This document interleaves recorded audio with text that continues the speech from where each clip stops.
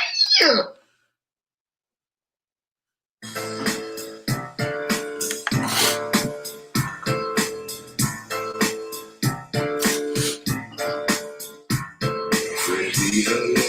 On the railway, she got our hand Christ, the battle for eternal life is in the Torah, be the light, be the light. On the railway, she got our hand Christ, the battle for eternal life is in the Torah, be the light. Put your own game, Messiah already came for those walking to city, Yahweh handling the place. Let the holy slow down, how about your broken race? It's going heat outside, I'm ready to shoot in case. They drop in the pocket, heat, I walk and they stop in the single to the soul of the oak, right in the righteous, trade tail.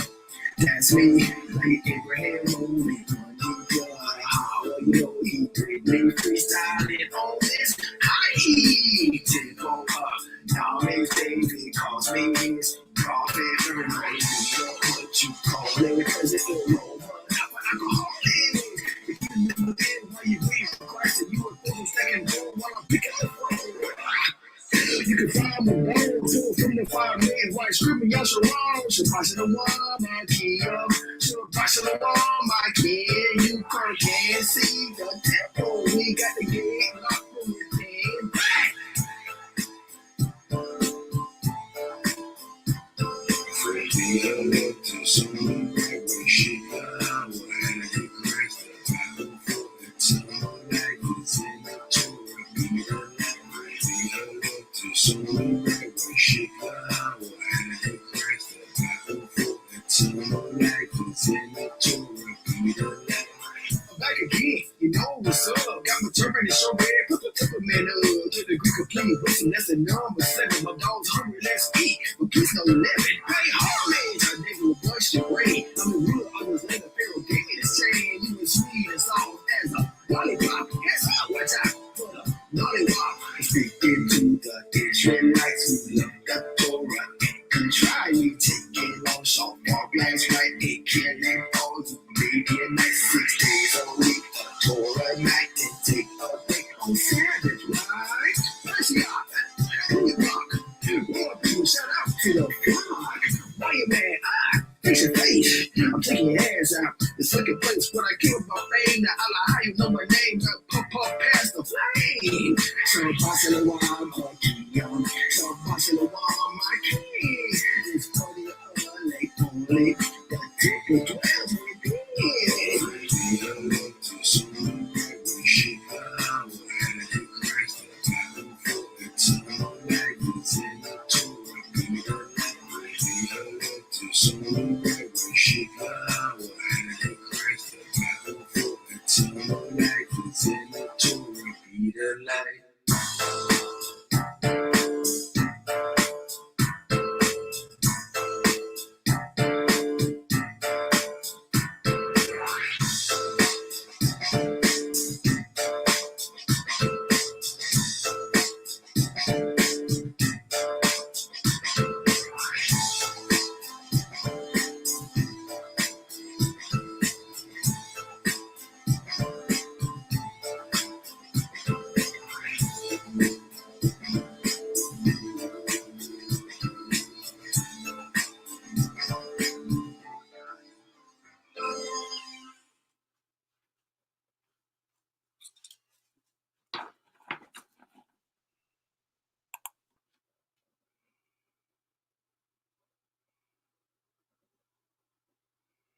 She came a fire!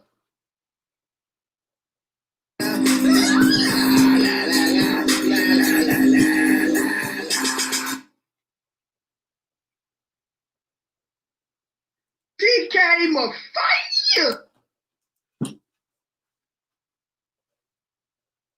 Oh, caught you reaching.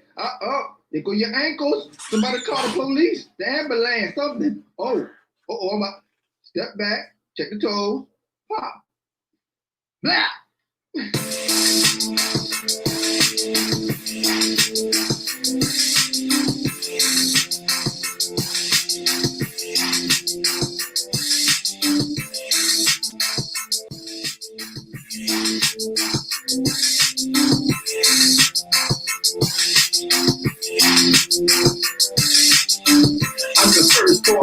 the sea.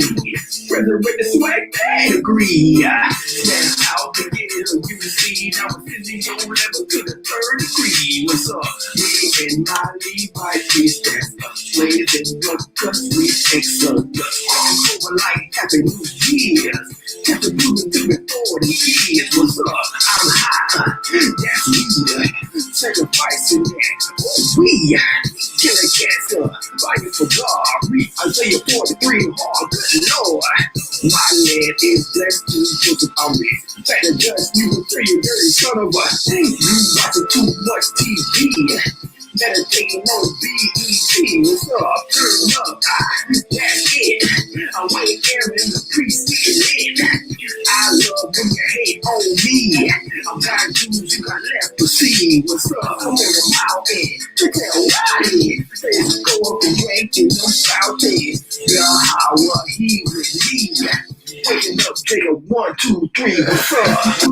I King of the streets, all right, the kings, the world in me. King of God's grace, what's up? I got Moshe with me. King David, Elijah, see, that's the king, stop prophecy. Now I call for victory, what's up? King, me? And listen to milk and honey. To get the sun, I'll pick your fruit. Don't eat it, put the air leg, you are shark food. Money, more in images, got you stuck. Stay home, it's not what up, it's what you up. Leave like please kill no feed. Decapitating you just like Jason Voorhees. Gold and silver, telling the bank. What's that oil you smell? That's that thing. What's up? Water over dry shot to good press. That's the test of your silk. Next year, you'll be your company. Too deep to get tabernacle. If a lot, no entry, y'all say. It's up again, but the cookies y'all dead. What's up? The other life is making it good. So I don't got doors to stand up. I will put you through the need to shoot you up. Now y'all, the kids look, you can't play it. What's up? I can't, I keep. Up the streets, all right, the kings, the world in these. Truth of God's treasury. What's up? I got Moshe with me. King David, Elijah, see. Let's go. You can't stop prophecy. Got a call for victory. What's up?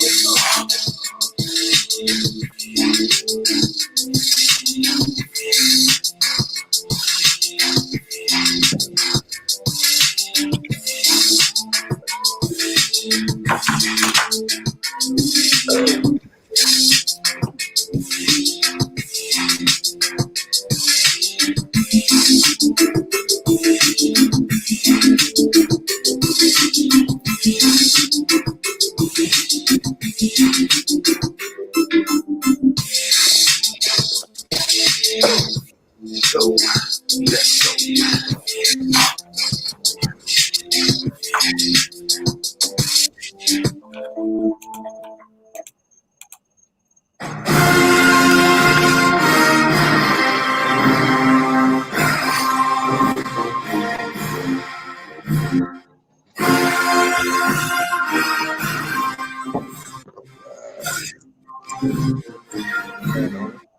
Let's go.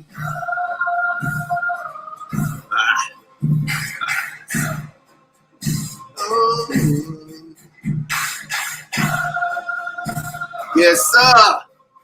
What's up, baby?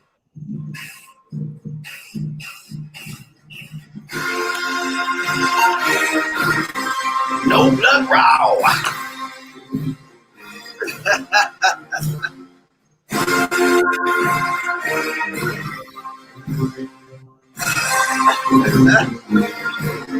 Yes, sir. We in here. We got one dub.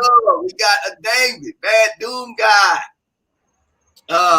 Never seen you before. Welcome to the party. No blooded. EMG drip. No blooded always here. What's up, baby? What's up, one dub? What's going on, bro? What's happening, homie? Oh, it's a beautiful day to be a Seminole. We got the victory, man. You know what I'm saying? And one thing I want to bring out. Oh, go ahead. Go. You say something?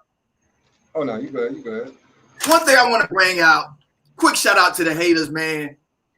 Dude brought this to my attention the other day. I didn't think of this. I did not think of this. This angle right here. Now, I know you noticed look at the numbers. Look at that. Usually be about what, 20, 25, right? I think I don't know if he in the chat today, right? Dude brought this to my attention, angle I never looked at before. There were many people, many FSU fans. I'm not even talking about Miami. We already know they fell off me. They hate my guts. That's the way I need to be. But it's a section of the Florida State fan base that's mad we won this game, yo. And you know how I know?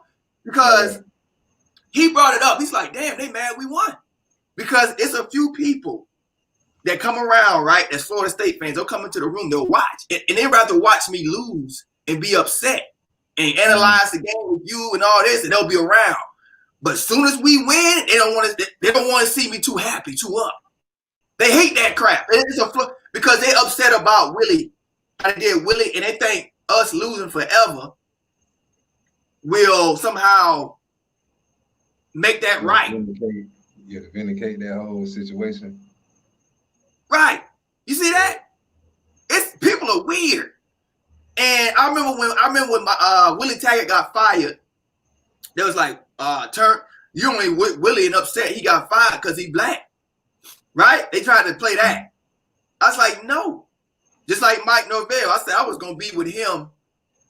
No, regardless of anything, I'm gonna be with Mike. Oh, because he got Chuba Purdy. I said once he got Chuba, I'm with Mike, especially for this season anyway, no matter what happened.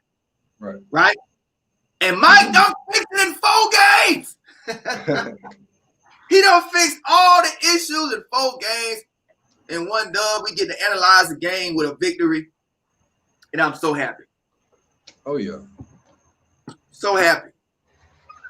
The team showed heart. It showed determination. It looked like old Florida State. I'm gonna ask your opinion, 1Dub, and then we'll get into the analyzing and the usual stuff. And we get to analyze this stuff with a win. You know what I'm saying? Oh yeah. Definitely. But how you been anyway, man? How you been? Oh man, shit, I've been good, man. You know what I'm saying? Just hanging and swinging, bro. You know what I'm saying? Just parlaying, bro. Just been happy. Been in a good mood all week. You feel me? Because I, like yourself, am happy about this victory. I'm not bitter about anything. You know what I'm saying? I've gotten all my venting off my chest about that whole Willie Taggart situation. I even made a video about it. You know what I'm saying? You don't check me out. But like, I just feel good, man. I'm excited about this game coming up. I know Louisville looked tough against Notre Dame, but at the same time, I took a lot of positives out of that, and I still don't fear Louisville. Now, I have some nightmares still about them because of Lamar Jackson, but besides that, man, we about to get them boys too, bro. We about to get them boys too. I think we're gonna beat them, man. There was a few fans that was like, oh, it's just Carolina. I'm like, dude, number 5 Carolina. This dude came on my board with that today. I'm like, look, number 5 North Carolina, that is. Our first Power 5 victory since 2014. That's why I'm starting to wonder about some of these so-called no fans on this internet. I'm worried about, okay, all this time, I don't know about y'all, man. I don't know. I mean, I know I talked a lot of junk about it being North Carolina. I made some jokes about it. I even put up the Greg Jones run where he ran through Dexter Reed.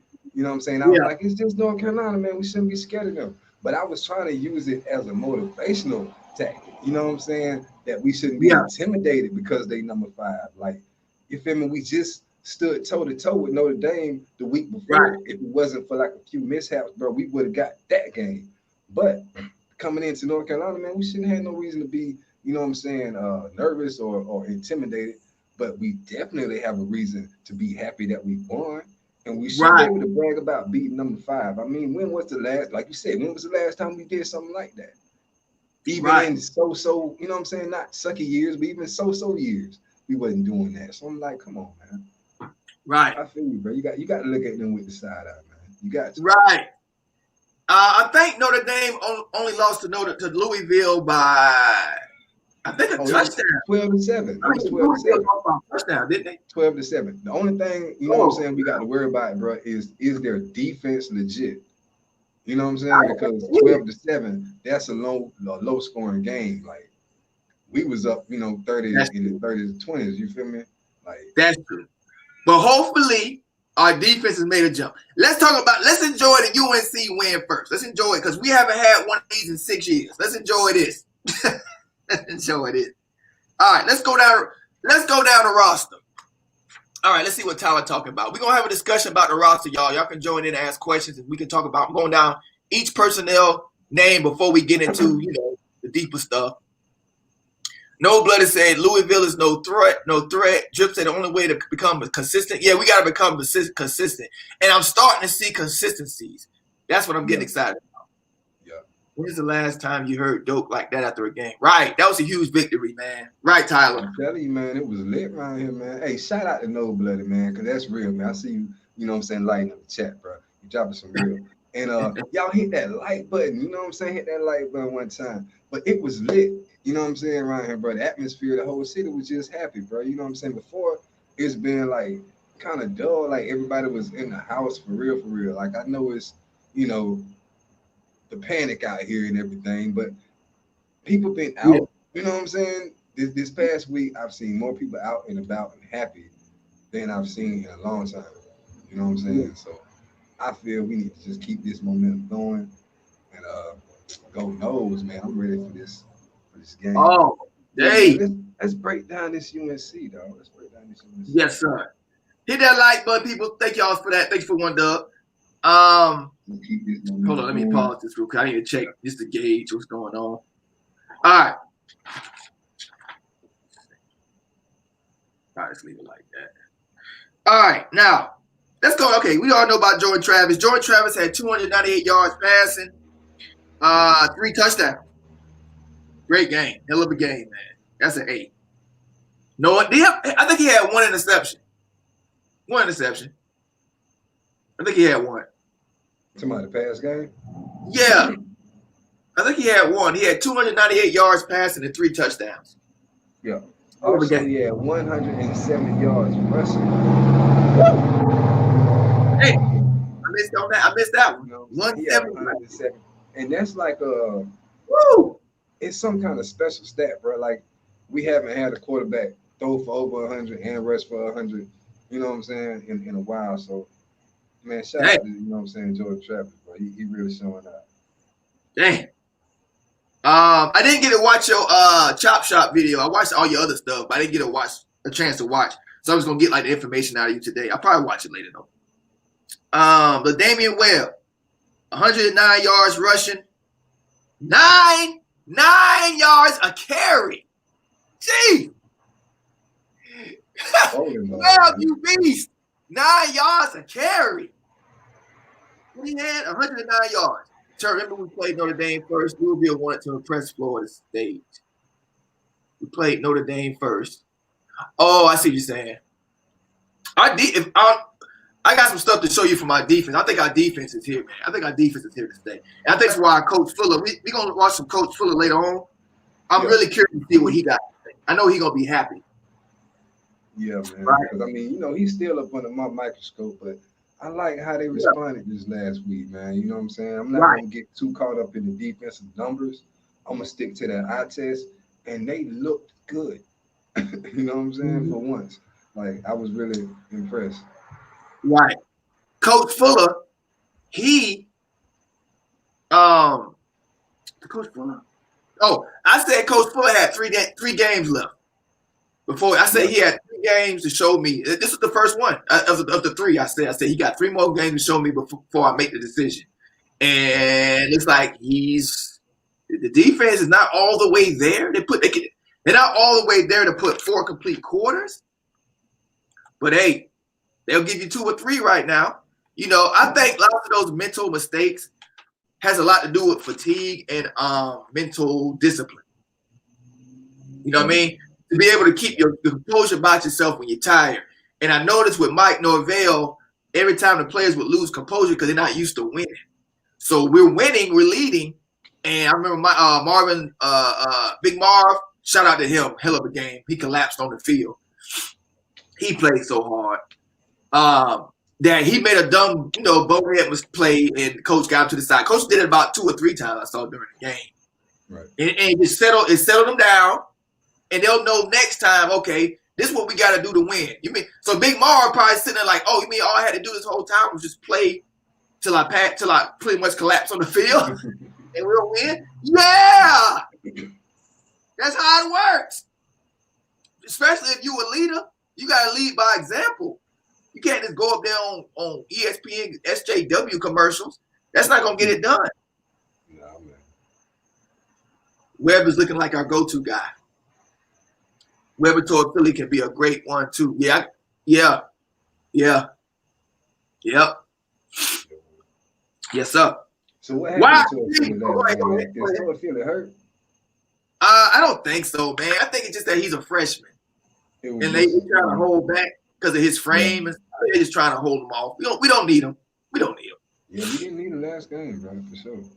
Yeah, we don't need him. We good. We got years to come with him. Years to come. Yeah.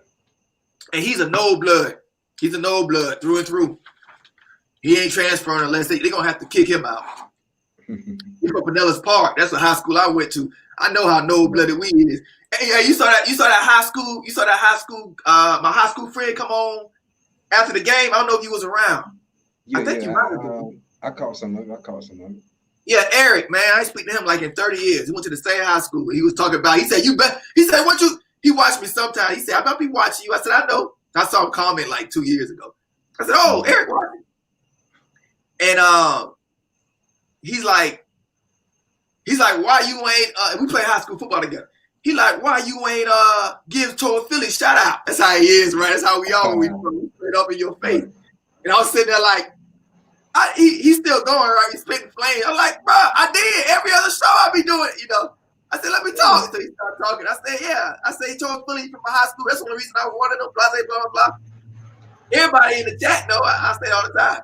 And then Ken happened to be on. This was his first time coming on the live because we ain't nothing like this in years. So I had these new people that's been watching me forever come on. And he's like, and as I'm saying that, he's like this. Yeah, he do. Like, I'm a witness to that. He did. Right. He tells us that all the time. So okay, running back. So that's Webb. Who's the other running back? We got the other dude, Corbin, looking better. Corbin, yeah, Corbin did good this game too. He looking better. Todd Philly got like one snap. It was just rolling in Webb because he was hot. Todd Philly got one snap. It was just rolling in Webb because he hot. Yeah. Oh, he got one snap. Okay.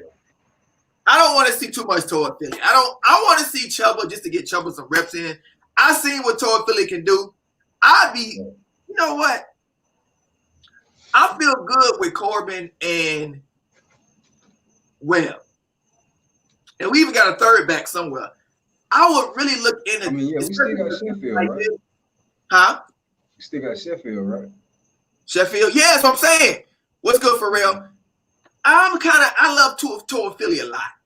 I'm leaning towards red shirt now. I really am. Chuba, the only reason I don't want a red shirt Chuba because he can get a lot of good reps in and be ready for next season. So I'm like, we got to get Chuba in somewhere in this season. We got to get him in some meaningful. You probably won't get meaningful reps because the way what's his face is balling out, Jordan Travis. But at least get him some reps. Get him some reps to get used to the speed of the game. Even if it's just a few handoffs, he ain't got to throw the ball. Maybe just do a RPO here and there and just hand off the ball. Just to get him used to it. But toward Philly, I want toward Philly red shirt. I feel he's gonna be important for us. Maybe we blow somebody out. Yeah. That's what I'm saying. I think I know for a fact Norvell fixed this team, y'all. Because the offense, I saw Norvell's vision with the offense against Notre Dame, and I saw it. I'm like, yep, we there. Defense wasn't there, but now defense took a stride forward last game. I'm like, okay. Offense is consistent about 2 games now. Offense got it. They got it. Defense, got to see consistency. That's one game. We see this next one. And I think we're there, y'all. I really do. Right now, all we got to clean up, I think, are the penalties. I think that's, and we there. The effort is there at least. Wide receiver. Ontario Wilson. Hey, best. I think it's hard between me and Helton. I think Helton, I don't know, man. Helton may have the higher feeling, but man, I've always liked Ontario. He had a hell of a play. He didn't score. But look for him to bust out. Yeah, man. He's one of those. Oh, go ahead. What? No, I was just saying, barely, bro. Just by the tip of the heel, cause he beat him. You know what I'm saying? He beat him. It's just that he barely stepped out. Yeah. Barely stepped out. Yeah, I think he's gonna be real nice. Yeah. He one of the players. He was about to bust out before. He scored under Willie. He was about to bust out and he got hurt. He was balling out one game and he got hurt the rest of the season. That's when he started. He started to do it again. He started to do it again. Hopefully he can stay healthy. He's a good receiver, man. Great route runner, great hands. And who's the other one? Helton. Helton had I think Helton had 2 flash catches. We got to get him more involved. The ball was underthrown. Helton should have scored there. Yeah, that should have been a touchdown. That's a touchdown there. Who else? What's other receivers? I don't really know. Oh, Warren Thompson had a catch on the sideline. Nice little sideline.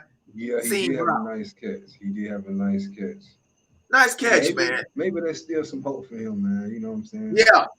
Maybe. Yeah, I ain't giving up on nobody. I ain't giving up on nobody yet. I just talk trash about him when I feel tell about how I feel, but I ain't giving up on nobody. Blackman. Yeah, Blackman I have. Toafili is talented. Young guys should be getting reps across the board since this year doesn't count towards eligibility. Right. Everybody should be. Toafili should get reps, but I'm saying like not 23 or something like that. Maybe 6, 7. You know, I don't want to see too much Toafili. I know what he bought. I know what he got. All right, so we done with wide receivers. Tight ends. Walk on. That walk on did pretty well, man. Got his damn name. Yeah. Number 45, right? Patton Oswalt. Okay. Patton he from Memphis, a walk on. Hey, we get Isaiah Wilson back next season too. We should. Well, if the country don't burn down after this election, it is the next season. I'm about to watch that debate today. Yeah. I gotta record it. Cam, what's his name? Cam McDonald. He scored. Yeah. He scored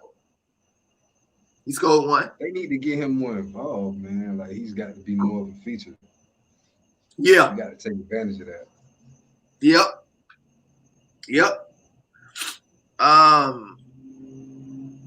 Okay. Offensive line.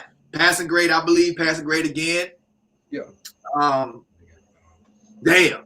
For the talent we got on the offensive line, wow, we're going to have a good offensive line for years to come, y'all. Goodness gracious. Oh, man. We got Rod Orr coming in. We got dudes coming in, bro. This line's going to be so good. But for right now, man, they passing D's and C's, man. C minuses, D pluses, they passing. Dante Lucas, I really love his passion, but he has to learn how to point it in the right direction. Yeah. Heck yeah. He's still learning how to put all that ferociousness that he got. He's an old blood. He got a lot of ferociousness and cheap lick in him. But I tell you what, he's a dog. He getting there. I really like this offense. I like what his offensive line is doing, man. I know it's not a national championship. I know it's not even an ACC championship offensive line. I know that. You can't get 10 for that. But I tell you what, I see a lot of growth. And I know it's going to be a lot better next season. I see the upward trend. A lot of upward trend. And who knows, some of these guys might turn into some, some of these might turn into some All-Americans by next year. You never know. Some of them. Yeah. Let's pray Dante Lucas could be that. You got the other dude on the edge. was the other dude on the edge? Darius Washington. Yeah. You know what I mean? Those ain't no slouches now. You know. Before I get into the deep, before we discuss, okay, let's see. You talk about Loserville. They're gonna get that dude Preston up. Oh, his name's Preston. Preston Daniel. My bad. What did I say? I said Patton Oswalt. I think his name is Preston. Oh, hey, okay. Yeah. Hey, I'm not scared of Louisville at all. I wasn't scared of UNC. Yeah, Diggs, we gonna get the linebackers, Montre. What's up, y'all? Hit that like button. You with Tomahawk City and TURNTTALLY yours truly, baby. We get it in. Victory fresh off a victory of North Carolina, number 5, first Florida State victory since 2014. Norvell is here to stay, whether you like it or not. I think we say it's gonna be a mess. Shout out to Mike Norvell getting his first signature win. Right, we here to support him. All 10 of us. Let's go. Boy, some weird stuff. It's some exposure going on here. Boy, y'all exposed. Because they would, I ain't gonna say no names, but they would come around here and clown and this and that. With the laughing emojis up. House be full. Laughing emojis up. Oh, we're cursed. That's what Florida State get. You know, all that stuff. But as soon as we win, they ain't around saying nothing. Very interesting. Somebody brought it to my attention a couple of days ago. They exposed. Let's see. I know who they are, but I ain't gonna say their name. They know who I'm talking about. It's a few. They know who I'm talking about. They ain't in here. And if they're in here, they ain't saying nothing. I know who y'all is. They know exactly what I'm talking about. Because I went back and forth with some of them. All right, Florida State fans, huh? All right, check this out. Tell me how you feel about this. One dub. Watch this. We gonna get back. Hey, don't worry, people. Just hit that like. We're gonna continue talking about the roster, what happened on UNC. We're gonna keep diving in. But I wanted to show this real quick before I get into the defensive line. I was supposed to play this. Hold on. I was supposed to play this. I just found this today. The guy's little channel dude called he's a North Carolina fan. And he captured Marvin Wilson doing something. Now I don't remember this. Y'all might have seen this, but I missed it. I was too busy having a good time watching the game. Watching the passion. Now watch this. Watch this. He caught Marvin Wilson doing this. And tell me what your first, I'm gonna tell you what my reaction was. Tell me what your reaction is from watching this. This is Uncle Luke. Listen. He actually got his cardboard cut out of the game. Here we go. He crying about the game. Watch this. Now again, I'm not complaining, but look at this. Look. He literally punched him, bro. I'm not I think that's Marv. Because the refs. I'm not complaining anymore. I think that's is that Marv? It is what it is. So please, no state fans. I can't see his numbers. Duke fans. Who is that? Hold on, man. Hold on. Play it again. I want to say Marv, but that could be his numbers too blurry. That could be anybody. It looked like Marv's body, but it could be Cooper. It might be Cooper ass. Now again, I'm not complaining. It's a nose but look at this. It might be Marv. He literally punched him, bro. I'm not lost because that's Cooper. That's Fat Cooper. That's Cooper, man. That's Cooper. No, hey. he slugged him real quick, man. Hey, man, but I'm saying, man, like, hey, man, we need to see the full clip. You know what I'm saying? Like, you feel right? Like, if Buddy trying to present evidence, like this is obviously an edited version of the whole incident, so I need to see the whole snap through. You know what I'm saying? Because maybe, you know what I'm saying, like.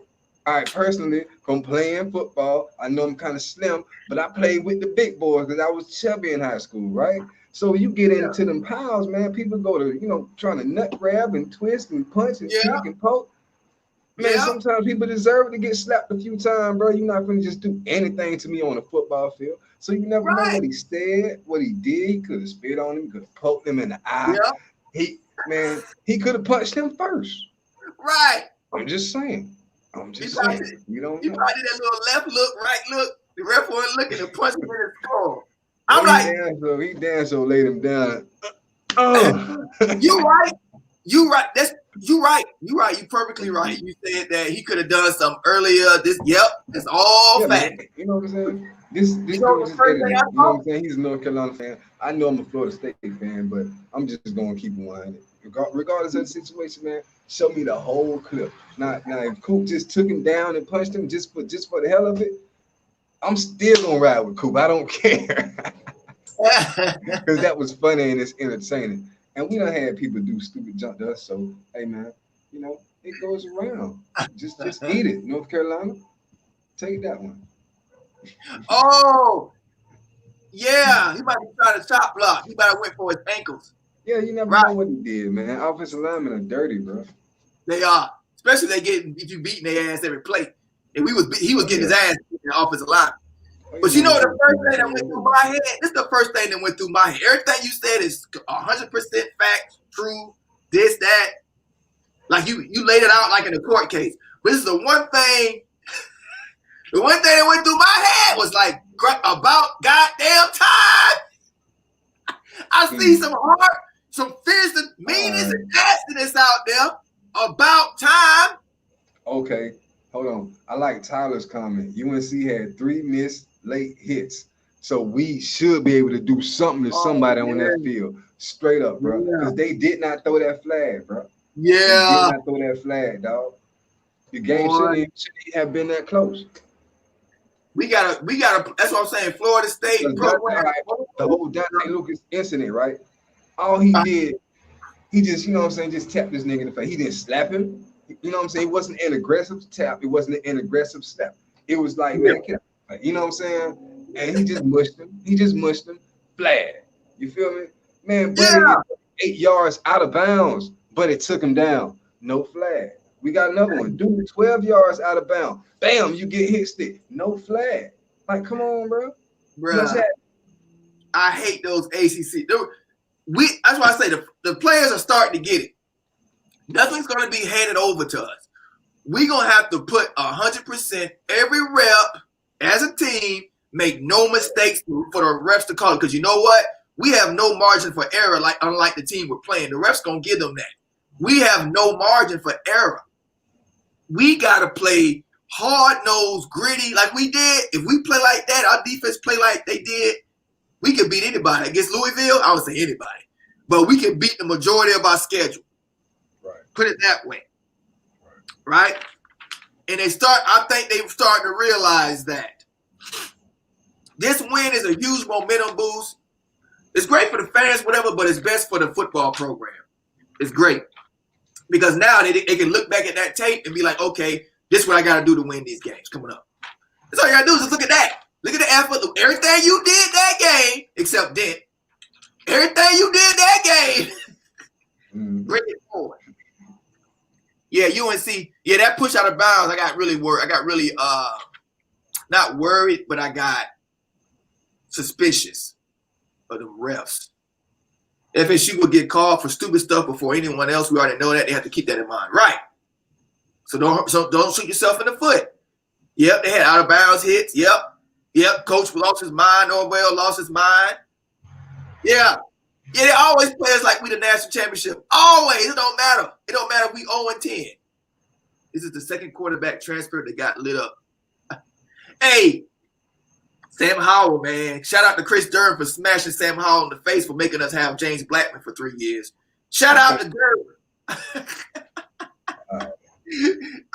Shout out. That's the one 15-yard penalty. I'm like, man, that's a good penalty right there. I'll take that.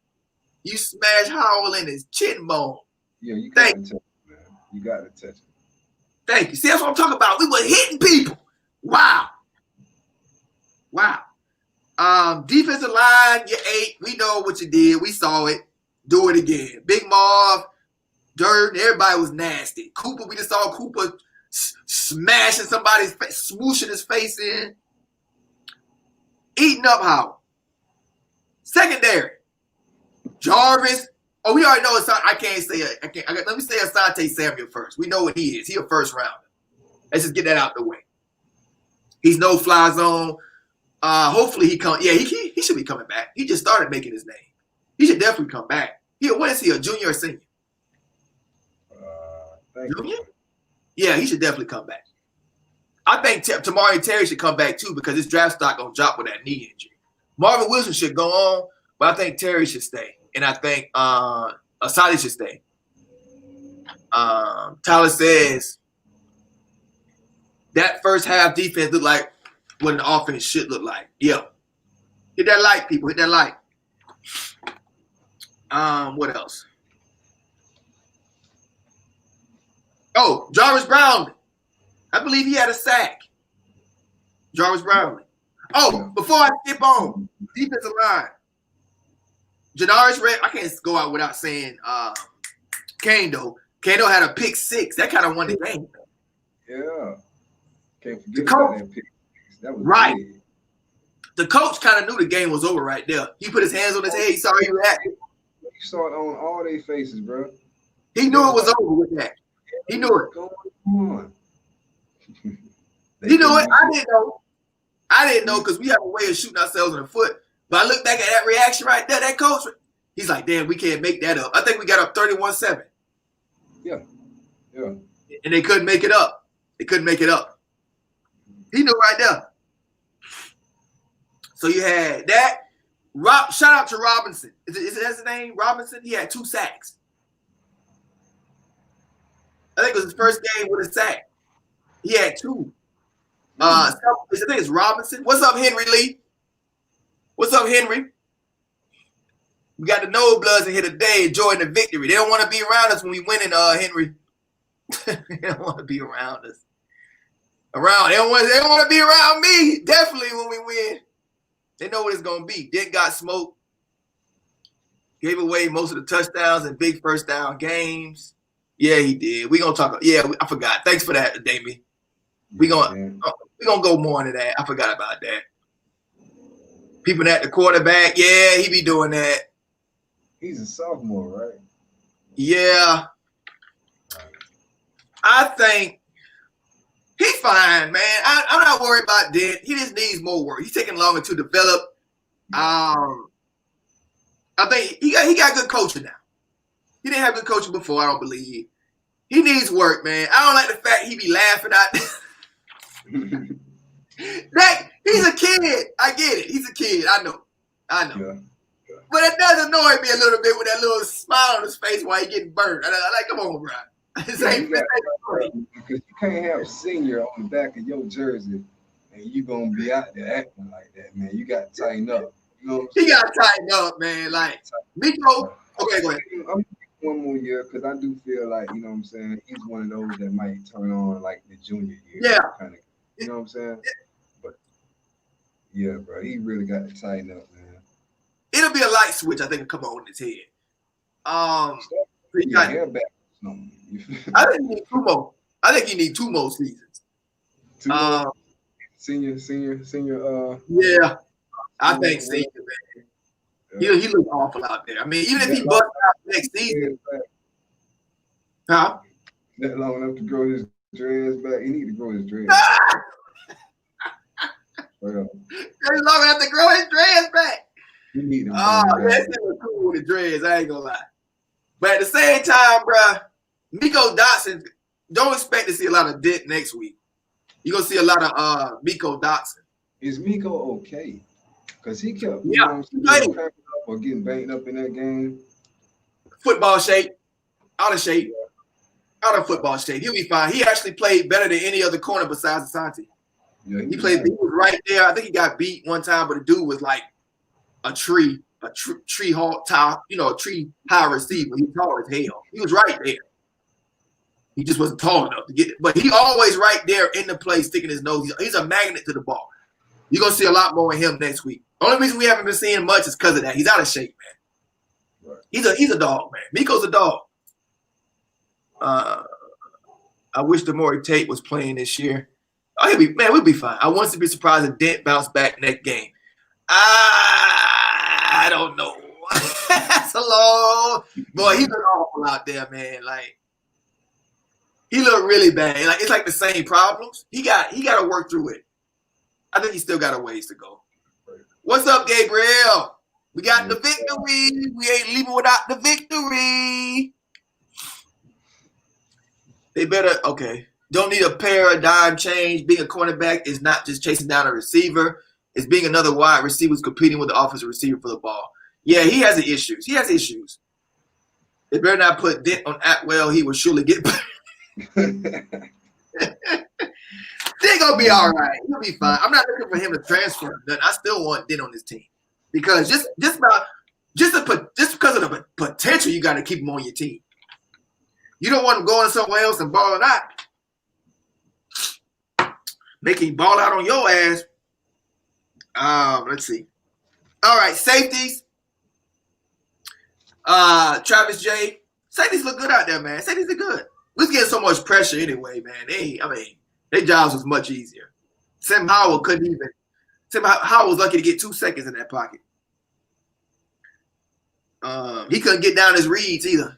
Every time he got his read down without no pressure, he would complete down the middle, wide open. Yeah. Defense finally coming alive. Right, Gabriel? They gonna keep it. They gonna keep that same fire too, because now they know. Now they got a taste of that big win. That's why Norvell was so happy. People don't get this is chess here. Norvell has been through this. Norvell knows what it takes to build a successful program, and he's got it. It's almost like when you play in a video game. I can see he already got it. It's like when you play in a video game and you level up and you make it past this level. You know you're going to have the best weapons now. You're going to have this, like PS4. You're going to have all that stuff now. You ready to go. Your program is fine-tuned on your machine now. He knows from his experience there's a light bulb going to come on. Like players are going to start to get it now. And Norvell said, the player said, we practice harder than any other week for this game than any other week. I heard it in the podcast. I'm like, oh, so y'all finally, because kids, these are kids, man. They ain't fast like that yet. Right. So you got to take your time with them. That's why Norvell's got him, man. He's got him.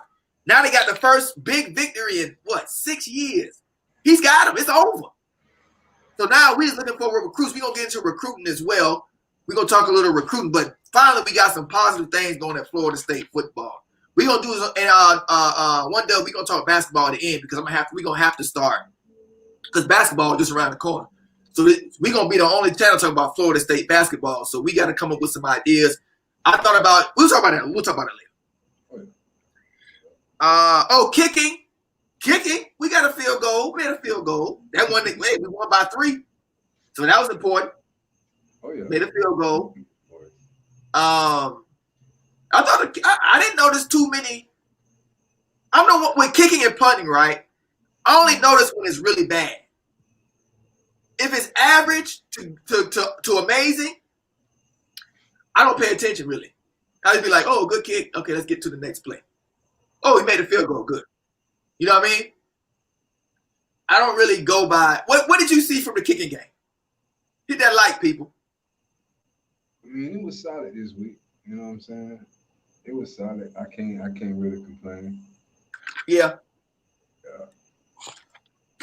Hold on, let me get this sound up. Yeah. It's a kicker, right?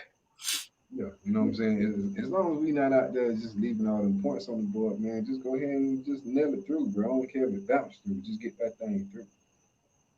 Maybe ankle's still bothering him. He missed 2 field goals. Oh, he missed 2. Oh, that's not good. Yeah, we did. You're right. I remember that. So one out of 3. God damn. Who missed him? Astronomo? Yeah, I remember that now. I'm too high off the wind. Yeah, because what's called it wasn't out there. It was I don't know his name. But the other dude, the Roadhouse dude, was the guy that I thought we was gonna run with.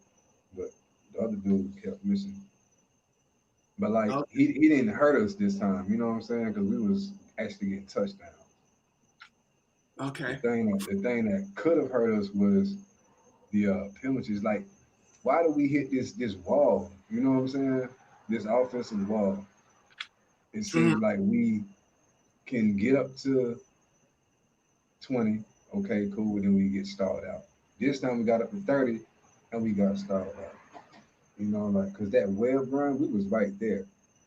We was right there. If it wasn't for that, like that Dante Lucas penalty, we probably would have punched that in because you could just give him the ball again, bro. I promise you he would have got up in there. But like, we seemed to hit a wall because all we really needed was one more score, whether it was a kick or a touchdown, bro. And it was sealed. We wouldn't have been worried about nothing else. Hold on a second. Let me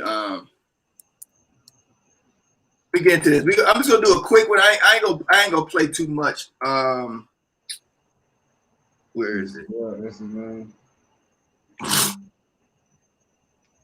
What's his name? Oh, Fitzgerald. Yeah, he ain't having a good year, man. What's his face? Kind of our punters struggling a little bit too. But I tell you what, we got blocked special teams. We got a lot of blocked field goals. Like, I don't think we have a return yet. The players still learning about. They're still learning about that return game. Obviously, still a little struggle there, but I don't care about that. I put more emphasis on the defense. The defense is showing me a lot of heart, and that's what I'm excited about. Let me see. On the bench. All right. Hit that like, people. Hit that like. Now, let's talk a little Jordan. We'll discuss this. Stop following off article. I think a lot of people are familiar with him. At this back on you, and you're probably establishing a pretty good receiver, and Marshawn Ford's a pretty talented tight end. So they're out horizontally in the running game, try to run some zone blocking stuff and get Hawkins some holes on the perimeter and let him cut back and do it your defense.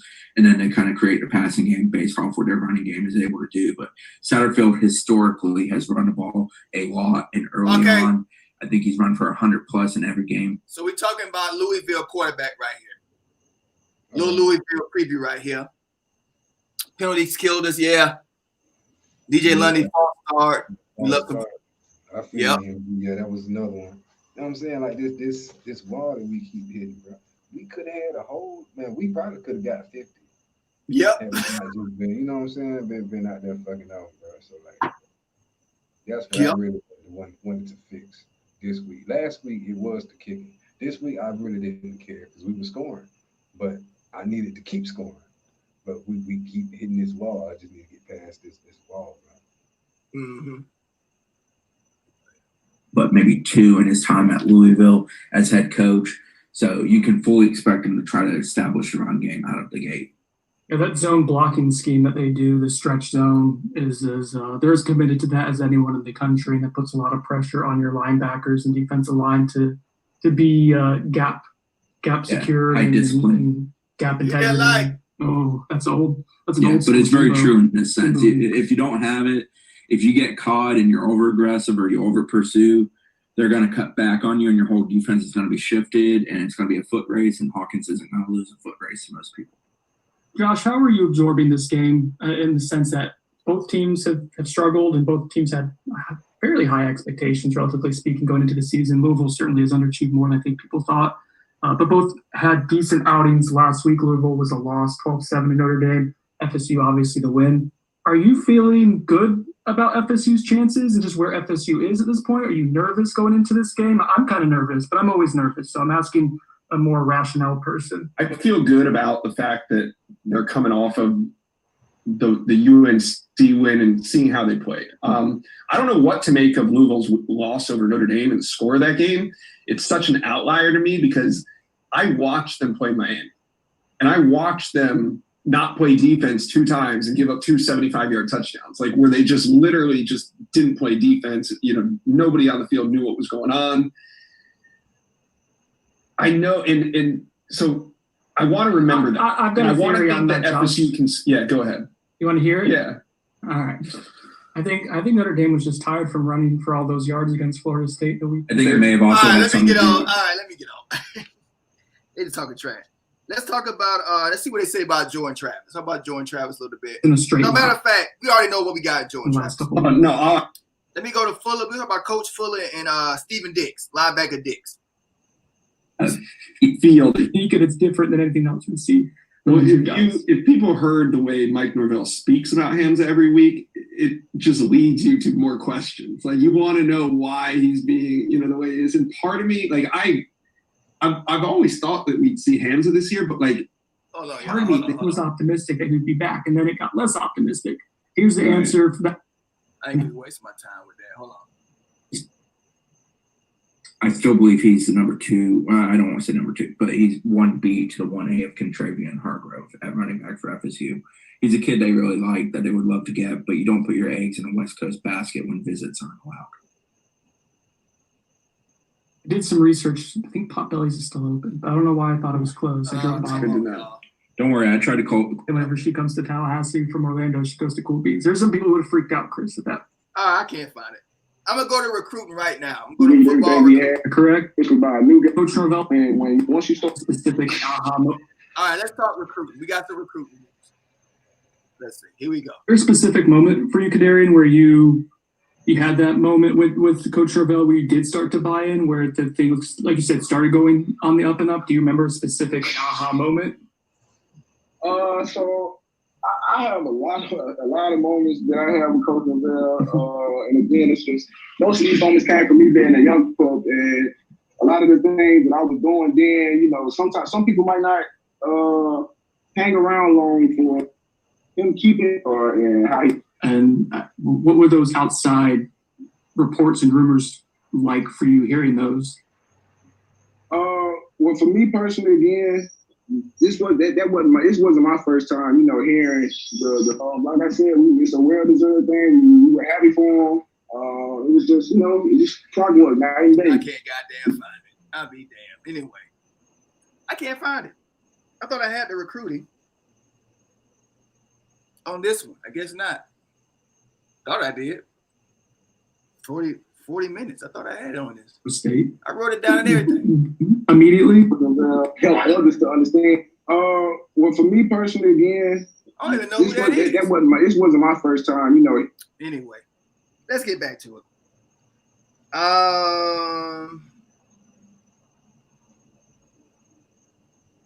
UNC. Damn, that sucks. I thought I had the hot hat. What was that moment like? How did he let you guys, what you guys had gone through together? Definitely. Is it on Nocast? No, it's anonymous. Hold on, y'all. Hit that like button. Hold on, y'all. Sorry about this. I'm just getting my information together. Hit that like. I'll get back to it. I'll get it. Let me see. No anonymous. We got some recruiting here. Play some of this. 30. Some recruiting. To have a win. Long for Ricky Aguayo to come back and replace him, or would you? We have not going to beat and expected us to beat Notre Dame in that game. I did. We did. Seen it progress from Notre Dame to this game. We're going into Louisville, almost a touchdown underdog again. I kind of don't mind the underdog mentality because it seems like Norvell's got the team to embrace that. And you know, I love that he said he was going to come in and make special teams a focal point, right? How many punts have we blocked this year? It's getting ridiculous. 5. We have 2. blocked. ESPN says 2, and I agree. 3 kicks. I think I'll say 2 things. One, I think it's great because it shows we're not going to only win 1 game this year. We've now won 2.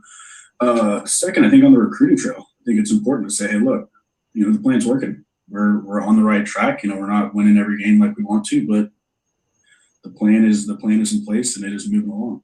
Yeah, I'm going to piggyback off of Mike with that. I think for recruiting, it's really important. You were able to sell, I think, last week and before the UNC game that the offense is good. Like Luke Altmaier, this is what you're going to look like in this offense. Joshua Burrell, this is what you're looking at in this offense. The defense, not so much. But with the defense in the first half, you can still sell that. Okay, listen, like see how the scheme works. If you play here, you'll be able to execute and look well and look good doing it. And that, I think, is huge, especially for South Florida kids to come down. Tywone Malone, come on down.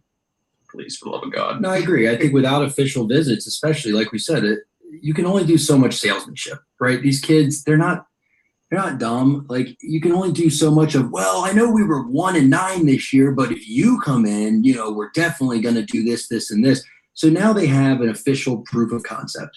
They have seen what a mobile quarterback that gives some life, some confidence, some identity to the offense can do for the team. They've seen what happens when this defense wakes up and they actually play like they're supposed to play. And, you know, I mean, for defensive recruiting, they've now seen Steven Dix getting 82 snaps as a freshman. So it's like, yo, like that playing time sell is not a lie. If you're good, you're going to play here. So, yeah, I think it's huge for recruiting.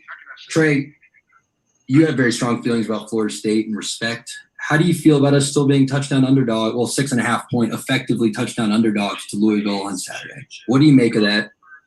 I get it. I get it because it's still it's proof of. All right, I can't find it. But we talked about that. What do you think about what you just heard, One Dub? We'll get back to talking.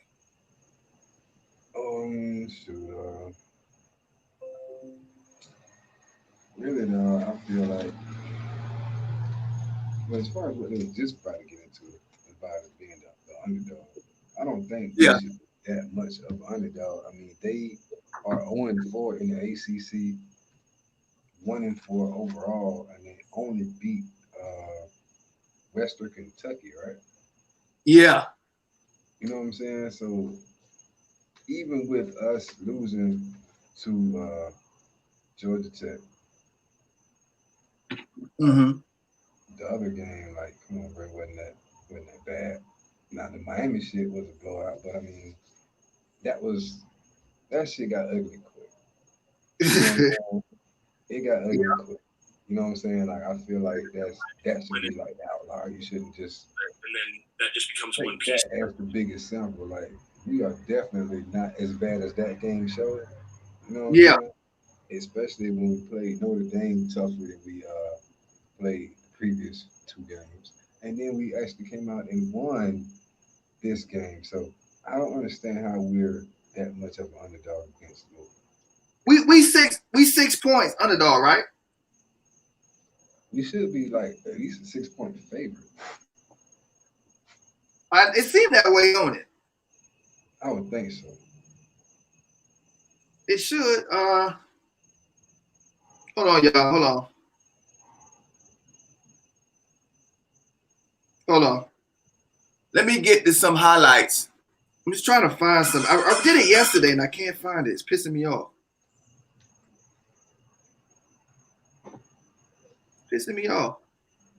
Because I had the highlights yesterday. I'm at the highlights, but the Every week, though, the best part right there.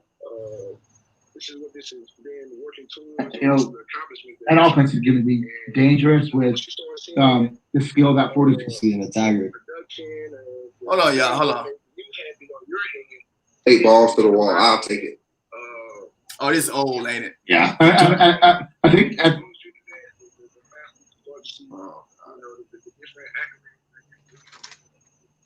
Hold on, y'all. Hold on. Was there a specific moment for you, Kadarian, where you had that moment? Just hold on. Turnt, get it together. Hey. But I'm trying. Hey, One W, you want to talk to the audience? Go ahead.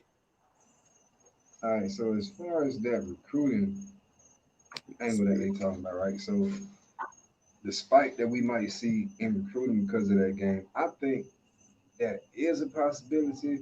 But like he said, kids aren't dumb, and that's only one game and it's one half. Like, we're going to need to put that same effort out there for a full game and maybe a few games in a row to get the results that we really want to see in recruiting. But it is a positive sign, because if you can really sell a kid that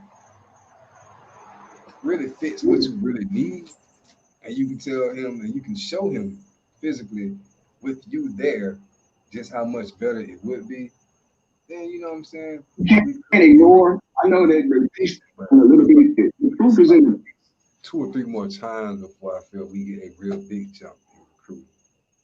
Yes, sir. I think I got it, y'all. Hold on. 2022 recruit. This it. Sorry. Definitely. I want. Well, okay. Let me think of I direction found for us to go. Real quick, Chris, break off. I'll give you the basketball minute. I know you got some hoop stuff to talk so about. That's the basketball. We're gonna talk about that. We're gonna talk about it at the end, One Dub. Here goes the football recruit. I was pressing the wrong goddamn one. Hold on. I found it.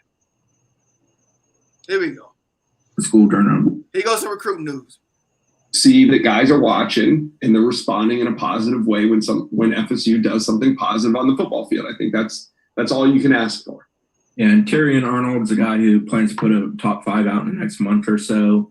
FSU, obviously local, would love to have him. He's their main focus for TV. He said they showed spurts that they could be a really good football team. Arnold's someone who, when I hung out with him over the summer, dropped in on the school during a workout day, he said more than anything he needed to see a pass rush. And obviously he had not seen that from FSU prior to Saturday. So, building blocks go a long way. I thought Kevin Knowles had a great comment. Norvell is on to something. You got to crawl before you walk, and it looks like we're going to be running in no time. I think that's a solid buy-in kind of quote from a kid. It's a positive. They got to stack a few on top of each other, build some recruiting momentum. I still think it's going to be really tough with the 21 class, but you can also lay a lot of good foundational work with 22 with some success in season.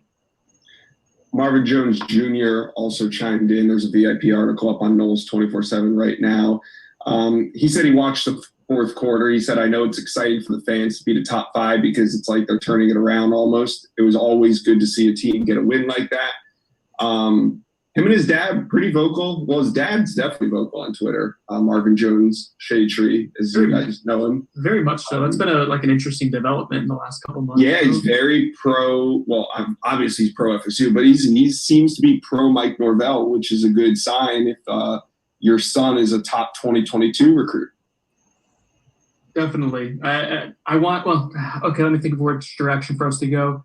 Real quick, Chris, break off. I'll give you the basketball minute. I know you got some hoop stuff to talk about. I'll throw you a bone here, buddy. I know it's been a long day. Yeah, late last week I talked to Jaden Bradley. He's number 1 point guard in 2022. Okay, I actually talked to his mother. We'll talk about that later. I'll keep a pin in that. I got some highlights of some recruits we're looking at. There's a guy called Navon Teak Strong. I forgot who he's committed to, but he's a linebacker. He's looking at interested in Florida State. He's still on Florida State board. And we're just going to look at some tape real quick. So now we got some new interest in the Florida State. Hold on. Navantique Strong.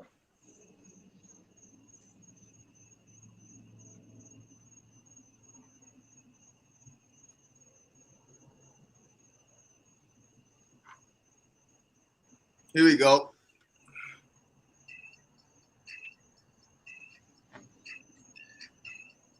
Here we go.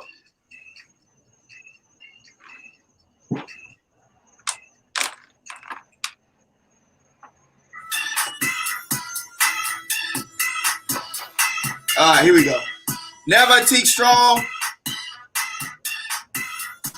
I'll look up some measurements. He's an inside linebacker. Woo! He's a big boy, too. Hit the light. Tomahawk City.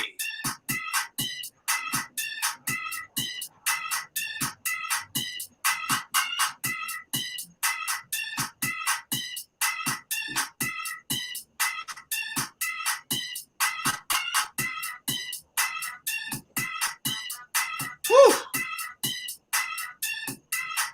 I forgot who he's committed to, but it don't matter. It's flipping season. We can flip this boy.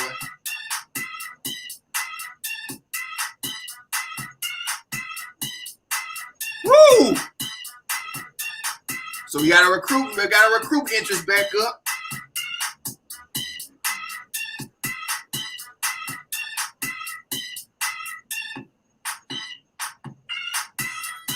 Navantique Strong.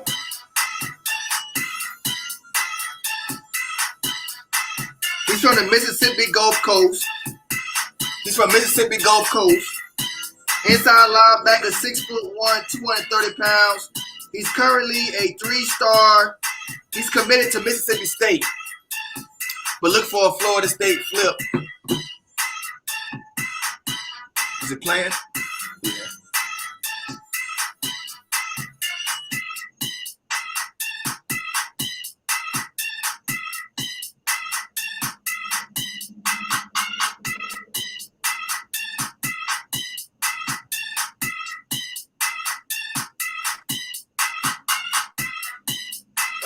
Okay.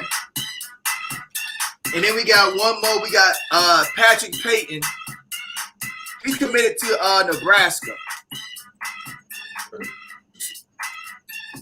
He's committed to Nebraska. Florida State's looking at him. He's I can look him up, see what he is. I think he might be on the offensive side of the ball.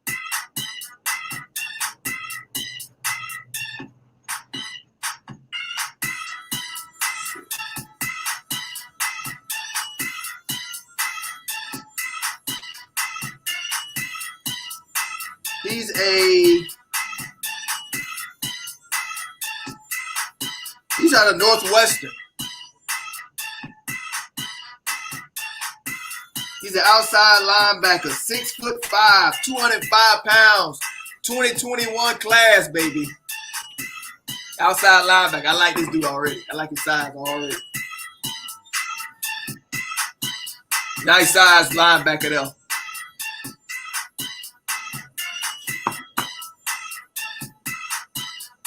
Patrick Payton, committed to Nebraska, but he's on 2021 Florida State's board. He's showing interest in us now after that win over UNC. So that win means something. That win means something.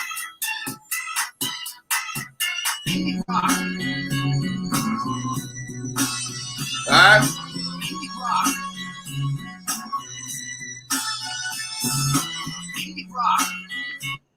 So there you go right there. Patrick Payton. I ain't going to spend too much time here. All right. Nice little pass rush there.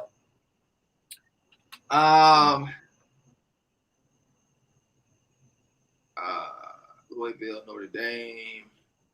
All right. We can get into some anything you want to add? We can get into some Louisville prediction. That'll be the last thing.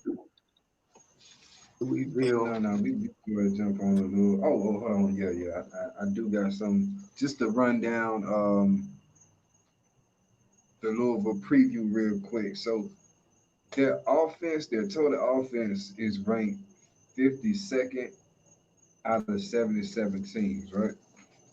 Their scoring offense is 56th. Their rushing offense is 43rd.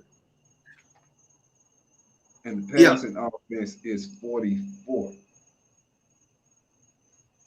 Okay. So I'm not sure, you know what I'm saying, if that's like why they feel that they should whoop our ass. Because their scoring is like 24.6 points a game. You know what I'm saying? Like we can with Jordan Travis, we've been able to do that. You know what I'm saying, with no problem now. Before, yeah, I understand. But as long as we got somebody with some legs back there, but we can get 20 to 30 points a game. You know what I'm saying? So like, I didn't really check up their defense. That's why I'm curious. Like, is their defense so stout? You know what I'm saying? Or was Notre Dame just having a bad day? Yeah. We're gonna see. Let's get into their quarterback. My bad. Their quarterback. He's Saturday. already thrown 5 picks, right? He was Saturday. good last year. He's already thrown 5 picks this year. So Sante Samuel, you know what to do. Right up. He committed to Nebraska, Dangby. He's committed to Nebraska. All right, let's go through this preview here. Louisville aims for 3rd win in 4 tries versus Florida State. Louisville will look to surpass last season's win total on Saturday as the Cardinals travel to Doak Campbell Stadium to take on a team that can't seem to finish. Florida State has led the 4th quarter of each of its first 3 games, but just 1 and 2 face the Cardinals. Wait a minute. Is this last year or this year? This last year, man. Oh, God. Hold on. This last year, man. All right, here we go. I got it. Here it is. So that was the one. For some reason, I Googled it, and it took me to the one from last year. Here it is. Next year, Florida State. Well, first year, Florida State head coach Mike Norvell hopes his tenure hit a turning point last week, which I believe it did. For the first time in 6 years, the Seminoles knocked off a top 5 team by holding off North Carolina. Norvell will now look for his first road win as a head coach as we travel to Louisville. Louisville has yet to win an ACC game. Yeah. He's tired. Okay, what's up, nose? Late Puerto Rican diet. What up, Island boy? Hit that like, people. Hit that like. We got people coming in. Enjoy the victory, y'all. Enjoy the win. I am. FSU has rallied from fourth quarter deficits to beat the Cardinals in each of the last two meetings. In last season's contest, Louisville erased a 21-0 lead to take a 24-21 advantage in the fourth quarter. But a long scoring pass from Alex Hornibrook to DeMarion Terry and a short touchdown run by Cam Akers was the difference. That was last season. Okay. Kickoffs at 12 p.m. That's an early morning for me. Louisville by -5. That's not a big spread at all. That's like a 50-50 almost. It's only a 5-point underdog. Let me see. Florida State has come to life with Jordan Travis behind center. He's made big plays through the air with his arm. Travis accounted for 3 total touchdowns, blah, blah, blah. We know all that. Statistically, Louisville's in the middle of the pack defensively in the ACC. Let's talk about backs. FSU is best on the ground. Travis is the Seminoles' leading rusher, but LaDamian Webb, Corbin, and Toa Philly are all newcomers, make for a great stable of backs. Statistically, Louisville is in the middle of the pack defensively. Should the Louisville's defense is at linebacker. Okay. 11 sacks. Dorian Etheridge and Monty Montgomery have 11 sacks between them two. So the linebackers are their strength. Safety, Russ Yeast, and the senior defensive tackle, Jared Goldwire, are players to watch as well. So the linebackers are their strength. Louisville has the ball. Louisville has actually taken a step back offensively this season after ranking second in ACC in scoring last year. Overrated. They regressed a bit, but still a dangerous player who can beat defenses with his arm or legs. Cunningham. So that's their quarterback, Cunningham. They're saying he's regressed. Florida State played inspired on defense, but even upset of number 5 Tar Heels, Seminoles yielded 558 yards, 21 second-half points. One of the area improvement was the play of defensive line. Marvin Wilson and Corey Duran did a nice job with penetration, while Janarius Robinson, he had the 2 sacks. Robinson, his first. He gained on outstanding gains from a defensive end. We ranked just 13th in total and scoring defense in ACC. Amari Gaynor and Emmett Rice are the top 2 tacklers. Nasruddin suffered an injury late last season and has yet to make his 2020 debut. The MVP thus far for the FSU defense has been junior cornerback Asante Samuel. Final analysis. So this is the final analysis. Oh, he's got us winning. He's got us beating Louisville. You see this? Okay. Somebody. He got us beating them by 3 points. Thank you. I didn't even read, this is the first preview I've read. I haven't read any previews. Final analysis. Saturday. They talking about we gonna lose, that they gonna get wow. it. Wow. Yeah, we haven't lost to Louisville. When? The last time we lost to them, we never lose to Louisville. Saturday's contest will ultimately be won at the line of scrimmage. Although Florida State gave a ton of yards last week to North Carolina, it held the Tar Heels to 2 for 12. North Carolina got a better running game than the team we playing this week. Yeah. USC. She said, baby, I bought a Dodge. I read that we're number 1 in the nation on special teams. I believe that. We definitely lead the nation with block kicks. So this is why he says we're going to win. I'm surprised. I thought he'd take the safe way out. Okay, Saturday's contest will ultimately be won in the line of scrimmage. It held the Tar Heels to 2 for 12 on third down, 0 for 3 on fourth down. FSU also limited North Carolina to 4 yards per carry. The Seminoles win the early downs and mitigate Louisville quarterback Malik Cunningham's ability to convert third downs with his legs. Yeah, he can't throw, but he can run. FSU finally showed a pulse up front last week defensively. If it does so again, FSU should like its chances. See that? So now the defense woke up. We should be able to win some more games now. There you go. I like that. I like that a lot. All right, man. One day, what we going to do? We going to do one last thing. Right? Yes, sir. Florida State.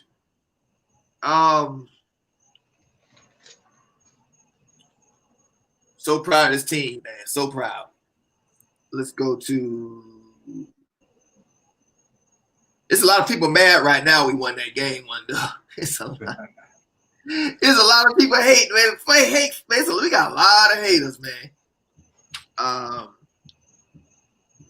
Basketball recruiting. Okay, let's go to basketball recruiting.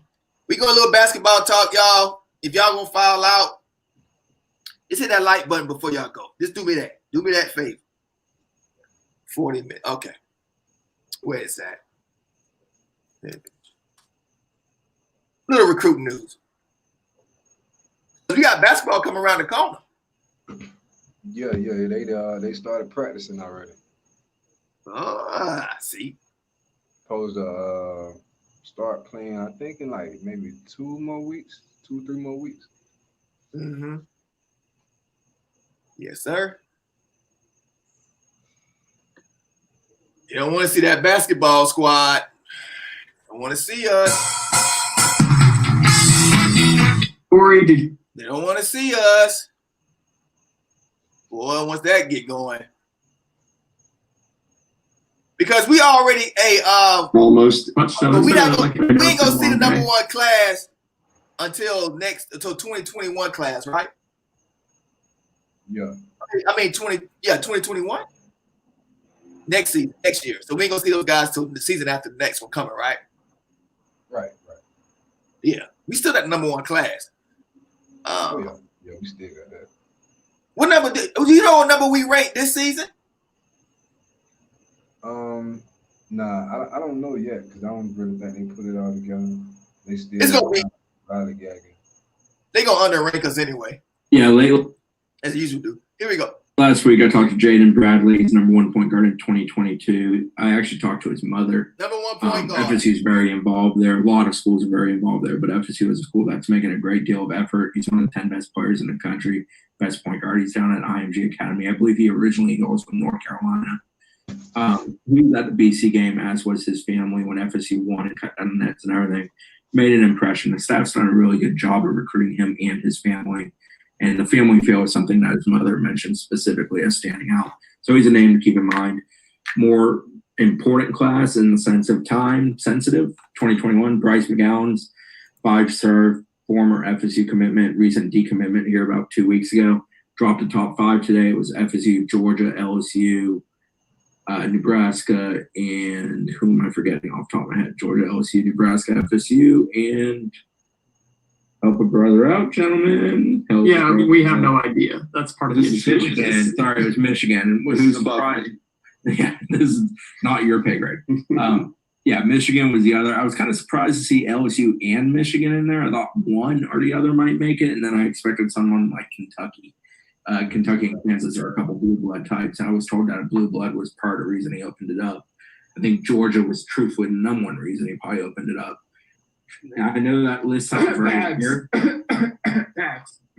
Sorry, the list sounds very weird. Georgia and Nebraska are the two that I think truthfully are the biggest contenders here. LSU dropping them bags, man. I mean, LSU is under investigation right now. Will Wade, he's under investigation right now for the bags, man. Oh, for that number 1 point guard? Is that what? No. I mean, Will Wade go back with Ben Simmons, that whole class, and a lot of them cats. He's been dropping bags for a minute. Wow. So LSU dropping, yeah. But I figured Bryce McGowan's I think he's going to end up going to Michigan. But okay. But the thing is, dog, come on, man. You're going to leave because Georgia, I can understand Georgia because, he's from South Carolina. That's right next to home. You know what I'm saying? And then us, not too far. It's still pretty close. LSU, man, we've been spanking LSU, bro. Yeah. So why would you decommit from us to go there? They pay. You know what I'm saying? Some kind of benefit, bro. You going to go first. You know what I'm saying? Top. Ben Simmons with number 1 overall. He's a different kind of beast. I don't know if bro even gonna be number 1 overall. He'll be in the top 5 if he get, balling like I think he should be. But damn. And bag. So that's why I feel like it's gonna be Michigan because unless LSU can drop it discreetly. You know what I'm saying? I don't think he's gonna go to LSU. I think he's gonna go to Michigan. And Nebraska is real odd. We gonna get a national championship regardless. I ain't worried about that. Oh yeah, because we still got Matthew Cleveland, we still got Jalen Warley, and we still got both of them 7-footers. Yep. We got a lot, man. And if Scotty Barnes is the one and done, he might actually come back and be a part of that. So yeah. So Scotty Barnes going too?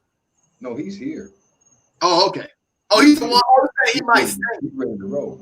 Like they was our separate classes. Scotty Barnes was this year's class. Woo! So he's ready to roll. Woo-wee! Yes, sir. And we already got the dogs already. Oh man. It's almost Georgia. Say it again. I said we still got MJ Walker and them boys, man. We good. Oh yeah. Hell yeah. Hit that like, people. Hit the like. It's Tomahawk City. You got yours truly one TURNTTALLY one dub, baby. The No Bloods, the number one No fans, baby. We doing this. He's reporting to you live from Tallahassee, baby. We no blooded up in here.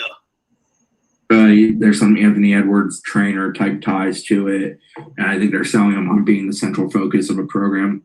That's not very good.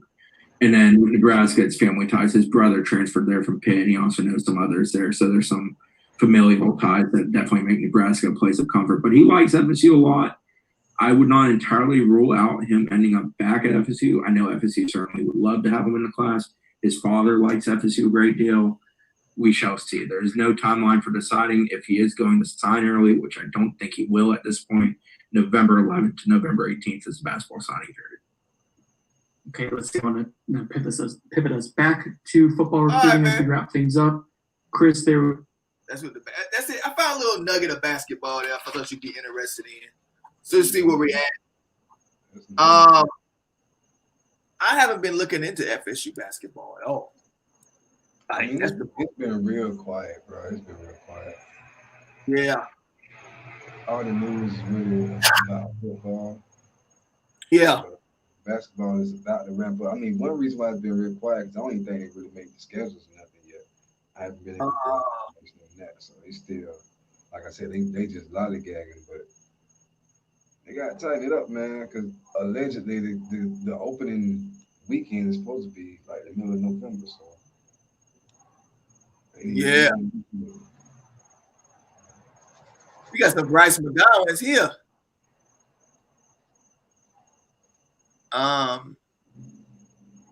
Let's play a little Bryce McGowan. Matter of fact, let me see. Shout out to my dog Wayne's World, man. Shout out to my boy Wayne, you know. Yeah, shout out to Wayne's World for coming through. Shout out to Wayne's World. Yeah, Wayne's World. In those seasons, you guys have come up short and not have one truly believe. All right, here's Bryce McGowan's here. I don't want to play too much so I don't get flagged down. Let me see. Oh, he got 21,000. About oh yeah, that 67-point game. Yeah. Good ball movement. Shoot it. Come on, Bobby. That's him in practice. Yeah, Joe. Yeah, Joe. Yeah, that's not it. Okay, let's watch this. Let's watch this. I think Mike Norvell had a speech today. It ain't much going on with basketball yet. I'm getting itchy for it though. I'm getting itchy. Let's see.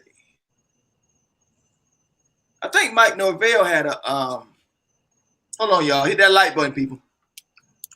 I believe Mike Norvell had a yeah, he did. Was it today? All right, I haven't seen this. Do you want to see Norvell or do you want to see Coach Fuller? We can check out Coach Fuller. Just I figured I was thinking that. Whether it's in run game, passing game. Because I haven't watched it. Yeah, Norvell do be kind of dry. Let me see if I can find. I know what's Fuller. I know Fuller had to have a video. Hold on, y'all. Let's see. Fuller.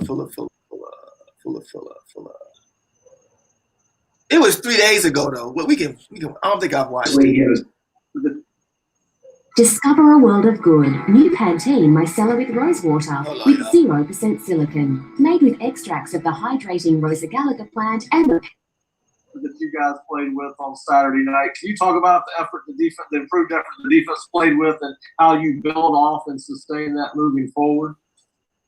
Well, the effort in the game was a direct correlation to the constant push of the effort during the effort. We're not there yet, but it's constant. And the one thing you got to be able to rely on is your energy level, your effort. Did you catch the snarkiness in that statement? Because he was getting hammered for 3 weeks straight. I do the same thing. Yeah, he was. That was being snarky. He's like, we still got a lot to improve on. And that's something that's never based on the opponent. It's always based on self-evaluation and what you're willing to give in the course of practice, in the course of the game, to be able to achieve what you're trying to achieve. So it was better. It's still not there yet, but it was better throughout the course of the 4 quarters. Hey, Coach, you guys played situationally well, I thought, in that game, even though they got some yards and some points. What's the key to that, especially the 3rd and 4th down stops, and then also the way you guys played the red zone? Ira, if I knew exactly, we do it all the time. It's the emphasis. Listen, start with week 1, we were not good enough on 3rd down. So, I mean, there's a certain way when we got here, okay, this is how we identify situational football. This is how we communicate it to you. These are the expectations. These are the calls. This is how we're going to play. During the course of the season, whether it's players playing better than expected, players not what we expected, we're constantly moving the parts around. And now it's, you're starting to try to get into a rhythm. Okay, this is who we are going to be. And this is how it's going to play. Now, situationally, these are the things that are going to come up. And, like Asante Samuel, at the beginning of the year, I know we gave up an easy throw on a 3rd medium. I think it was the 1st or 2nd 3rd down. They went at him, on a quick hitch on a 3rd medium, and he breaks up, sits on the route. Good football. Just even the pass rushers, there's certain times on these mediums we were just getting up the football field and creating these lanes. And that's not what we want to do. So it's all of it. And it's just, we're not there yet. It's the coaching of it. It's their understanding of it. We got to be good teachers. They've got to be good learners. We've got to be able to meet somewhere there, and we got to keep at it. But, obviously the 3rd down and 4th down conversion downs were definitely in our favor Saturday night. Coach, Notre Dame had a lot of success on that counter play, and so you had your defenders, spilling, trying to keep that contained, but then leading the corner out on the island a little bit. How do you use those in synchronization to kind of emphasize the success that you're looking for? Harry, your run fits and your pass fits should fit together. You never want to have that conflicting. So it just, by call, you're trying to make sure the force is coordinated with the run fit, pass fit, and just repetitions of it. And then the execution of it is obviously the real important factor. So, there are some times we put the ball out and we get it out to outside defenders. Sometimes that we leverage the ball and get it back to inside defenders. There's sometimes that we blitz a corner and then switch the responsibility. So, it's all got to be coordinated in the right way. And, the players, there were some times that it wasn't as tight of a fit as we wanted. But overall, they went out there and tried to execute it. And, it was what we thought we had to do to beat North Carolina and execute. So, try to do it the best we could.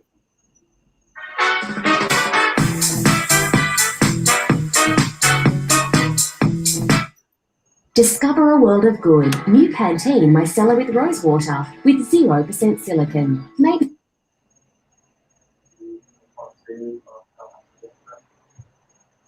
Hey, Coach, to go back on the 3rd and 4th down conversions, what were you able to do to be able to slow down and get North Carolina off the field on those downs? And also, do you think it's something you can carry forward as you head into the Louisville game? Well, good questions.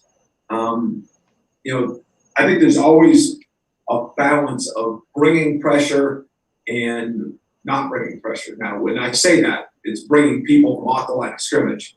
And I think it all starts with, if you can generate a rush for your line of scrimmage players, that's where it should always start. Because now from a quarterback, he doesn't see vacant holes, he doesn't see replacement coverage. And now the clock of the timer is faster for the quarterback on the 3 or 4 man rush. We did a better job of that Saturday night, of rushing before. It's where we want to start. And then if that works, now you have the ability to add rushers, switch rushers, bring more than they have, which we try to do a couple times as well. And, you know, we're not trying to reinvent things every week. You know, you want to build a foundation of pressure and be able to build off of it. And, you know, we're starting to gain some traction. We are not even close to being there yet. But, you know, from the technique up front to just conceptually and schematically being able to add guys into the rush and then make it look like they're adding a rush and then not rushing. You know, that's all part of what you're trying to give an offense the picture of on third down. So, you know, I think anytime you can have some success on third down, it gives the opponent the picture, okay, this is what they do. Now you want to give them that picture and not do it, right? Or you want to give them the same picture and offer different variants of how you're going to bring it. So we're trying to write the book on how you do it for our defense in 2020. And, you know, once you get a chapter done, now you can kind of turn the page and say, build off of that perception of pressure or actual pressure, and then either keep it the same or change up the trigger factors on either end. So, you know, we're definitely – the success on third down on Saturday night was good. Help that, but you know, we will be a brand new book. You know, we're going to have to make sure that we build off what we did to allow our guys to play fast, but also you can't just keep doing the same stuff, right? You got to be able to be varied enough. We're happy with our execution on third down and on fourth down. Yeah, it was good. 3rd and 4. Adam, it seemed like you guys were in the nickel package personnel a lot of the game. Was that a matter of maximizing your personnel to fit and get your best 11 on there, or more responding to, I guess, what UNC would normally do and how they attack defenses? Yeah, Brendan, you know, when we sit in that room on Sunday and Monday and put our plan together, it starts with our players, you know, and there's a fine balance of how you can stop somebody, do what we do well or try to do well with our players, and then what do we do to stop? And as a coach, that's always the balance. You're trying to put your best players in the best positions to stop you. All right, I see enough from Fuller. He got my confidence. Like he know what he's doing. And we're always looking at our depth, moving pieces around, especially that front 4. Yeah, Jerry. I was proud of the front. We've been on them. We've been on them too. Standpoint, it hasn't always been the effort we want, but just the execution overall. He said the effort. He said the effort we want. You hear that? He said it hasn't been the effort he wants. What kind of mess is that? Like, I can see the kids messing up, going outside, getting into fights, doing kid stuff, but effort? What's wrong with these kids? Finally, it seems like he got through. Finally. We play with better fundamental technique, but we definitely, the effort showed, you know, we had some real good effort plays from a number of guys in the front. And, you know, it starts there. You need to win the line of scrimmage. You know, I don't care what level of football you have. And that comes with being in a good stance. It comes with getting off the football, playing with the right technique, and then build the wall in the run game. Then be able to transition from run to pass, you know. And I thought our guys did a good job of that. You know, we had some really good performances up front. That needs to continue. It needs to kill up there. Hey, I was just curious, when Dennis Briggs came out to practice again after being gone for a while, did you have any expectation that he might be able to play 30-something snaps in that game? And when did you realize he could be a factor? Well, we didn't have a lot of time with Dennis as a player, but, you know, over this COVID, we had a lot of time with him as a young man. So, you know, the feel for who he was and the decisions he was making, we understood. We're in sync with him. And, you know, we knew Dennis was going to come back at one point. He decided to. You we had some depth concerns going into that week, and it kind of, it worked out that way. We always have a plan, Ira, especially in the first quarter of this is going to be rotations. But with Corey going down, and then just the way things were playing, with us being 4 down in that game, just it made it where there was an opportunity for him, and he didn't hurt us. He earned those reps throughout his short week of prep, but then during the course of the game too. So, it was definitely it's the first time in my career I ever had that happen. But he got in there, he gave us some good snaps, and excited to see his development here this week.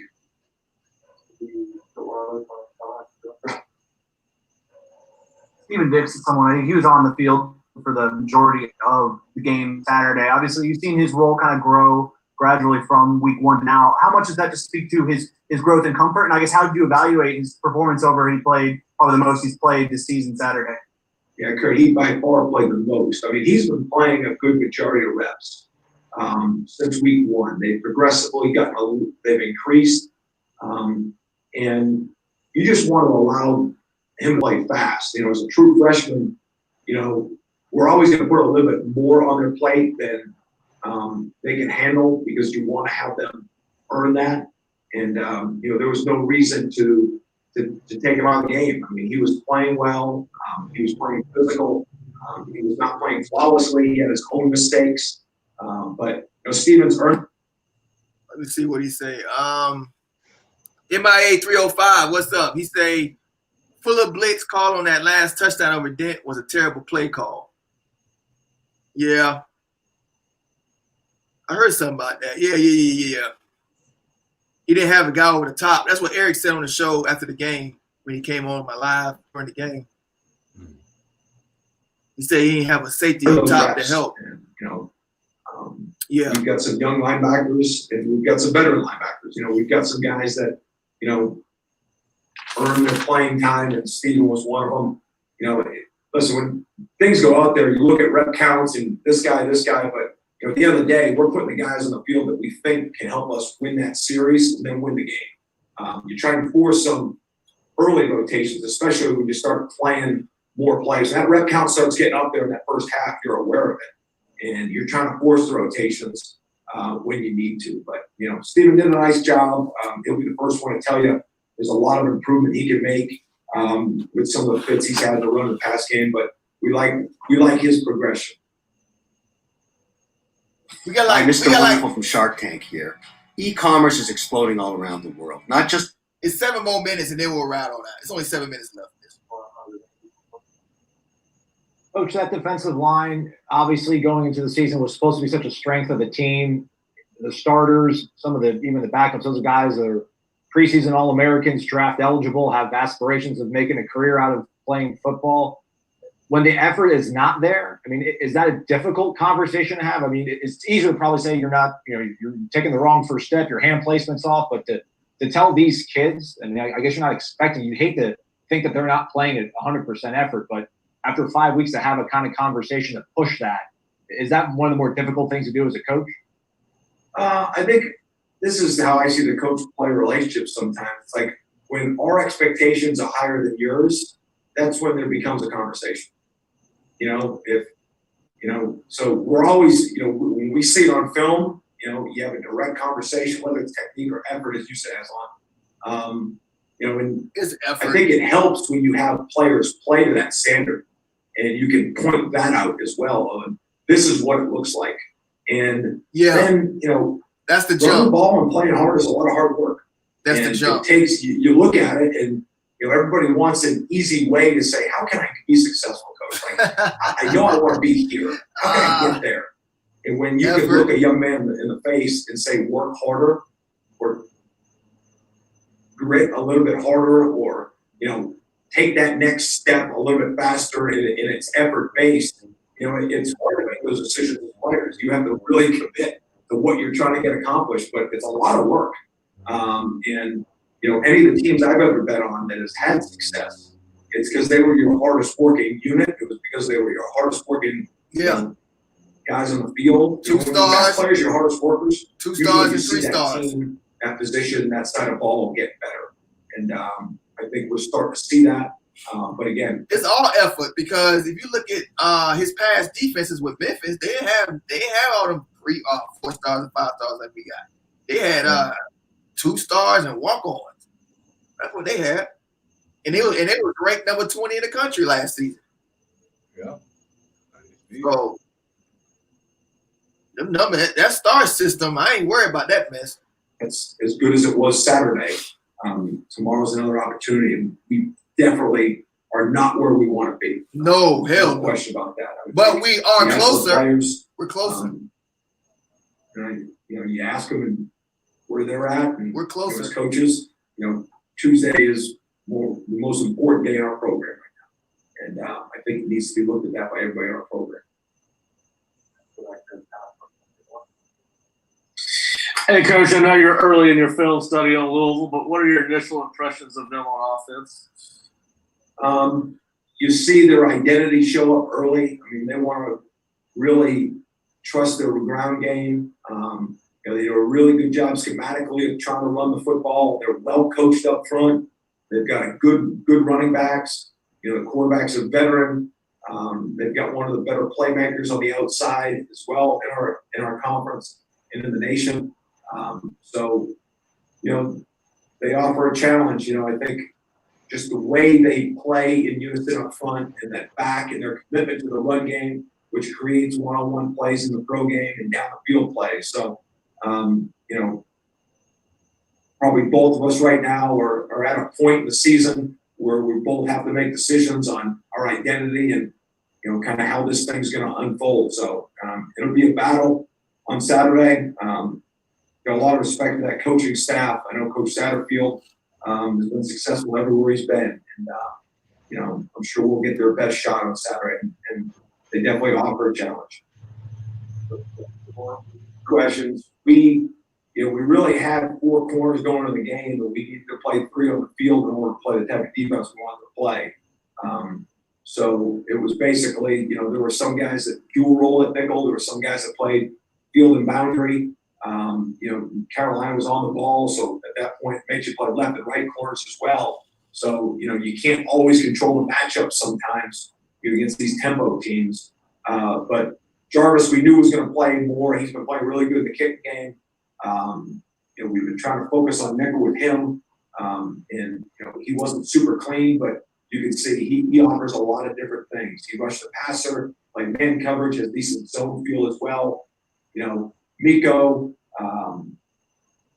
he offers a toughness, to our secondary that our guys respect. He's not playing as fast as he wants yet. I think that's still being developed with him. But his talent around the ball, his toughness, his grit, his smarts, Miko will help us. And, he did a nice job Saturday night. It was not a total clean game for him. There's some plays out there that he wants to have back. But they were both critical pieces to how we wanted to play that game. We need Miko. They maxed out as far as their play count on Saturday night. We special team defense. Yeah, we need Miko Dawson out there. I'm going to cheat and ask 2 questions, if that's okay, Derek. So first, I wanted to ask about Marvin Wilson. Is he saying it's okay? I wanted to ask about Marvin Wilson. Oh, no. Marvin Wilson. His effort and his energy throughout the game for Big Marv. What you say? What you say? You say something? Nah. He happy? That last series where he's impacting almost every single of the final few plays. Does that set out where he's at mentally and physically right now? And then second, you guys had a sub package with Amari Gaynor and DJ Lundy out there. What did you like about trying to get those 2 guys on the field, and was that effective enough to where you'd like to experiment with that more moving forward? Yeah. So Marvin, he had a good game. What I was really impressed with was the way he finished the game. Those last 2 series, he had his most production. So as you're getting at the end of that game, and that's the competitive excellence. Your best players need to step up in the crucial times. And he had a TFL in the second to last series, then had two pressures there on the last series that forced some throws. So that was critical to see. We need that more. We need it more consistently, not just from Marv, our entire front. But definitely impactful. You know, he finished that game the right way, and then he obviously had that block punt early in the game. You know, then, you know, we're trying to get, you know, there's all these players that we have and that we try to use, you know, they all have skills, and we're trying to get them in the best spots possible. But every time you move a guy around in different spots, you know, some guys take it very easily, and you cross over some duties. Some guys need more reps at doing certain things. And so we're just trying to get guys like Amari, guys like DJ into positions, whether it's third down, whether it's first down. You know, Amari's got a really good skill set. You know, he's super valuable to our defense. So we're trying to put him in the right spots to go let him play fast. And then DJ, you know, another young linebacker that, you know, we like what he brings. Now that he's getting healthy, we're trying to create roles for them on first and third downs. And yeah, you were correct in saying that. At the end of the game, it was Amari and DJ on the field as our two linebackers to finish off that series. All right, thank you. Thanks, guys. There you go. There you have it, one dub. We got the win, baby. We got the win. That's all that matters. Got the win. And hopefully we get this win out in Louisville and really get the people, people's mad out there. Really get them mad. You know, I've never had the experience of having it on YouTube and having a winning team. Yeah, still. I've been on here about 3 years. Yeah. And it feels good to get that signature win in 6 years. I'll tell you that. Real good. Right. And once Florida State starts winning again, I can smell it come around the corner. I can smell it. Once we start getting them W's, bruh, I'm gonna have a lot of fun. I tell you that. Yeah, man. It's gonna be lit around this time, man. Yes, sir. But yeah, man, it's good to analyze the game after a victory. We ain't got it really ain't much negatives about the game except the second half. Just the second half, a few penalties here and there. Should be able to clean that up, man. Should be able to clean that up. We got Louisville. Hit that like button, people. We got Louisville. Also, one day I'm probably gonna move my lives to Monday. It's too crowded on Tuesdays, man. Everybody don't follow me to Tuesdays, bruh. Man, it is a lot going on Tuesday. Everybody don't follow me. Remember when I first started, it was just me? Yeah. Everybody now. You got about 4 channels on that day now. So on Monday, I'll go live with you on Tuesdays.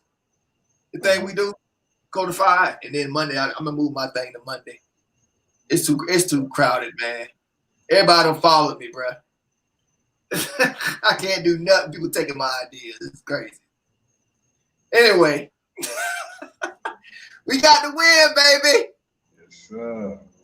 And for you Florida State fans that's mad, I don't give a damn, man. We got the win, bro. Y'all got to get over some things. For sure. I told you, I'm the #1 no-blooded fan of no known universe. That's it. I watched the post. Yeah, that's fine. You can watch whatever you want, man. But it's him. It's who else? Boy Chad. And you got Rogers now. Before, I think it was just me and Rogers. Yeah. Yeah, man. Screw that. But yeah, bro. We good.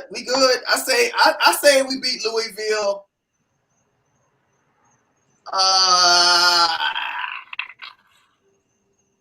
say give me 7. Yeah. Give me 7. I say Florida State by 7. The prediction said Florida State by 3. What you got? Yeah, I'm gonna say 7, man, because I had called out 24-17 earlier, so I'm gonna give it about 7, maybe 10. I think it's going to be way different than what analysts are anticipating. I mean, just based off of our improvements over the last few weeks, I think their offense is not as good as anything that we faced already. Their defense may be better, but we have found a nice little stride with Jordan Travis, and I think we can move the ball against them because I just don't see them as being a juggernaut.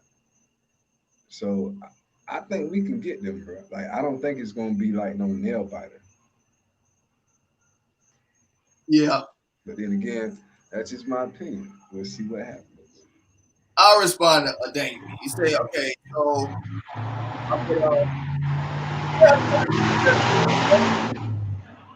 whatever you want. I cut the string off because obviously we were doing this for different reasons, obviously.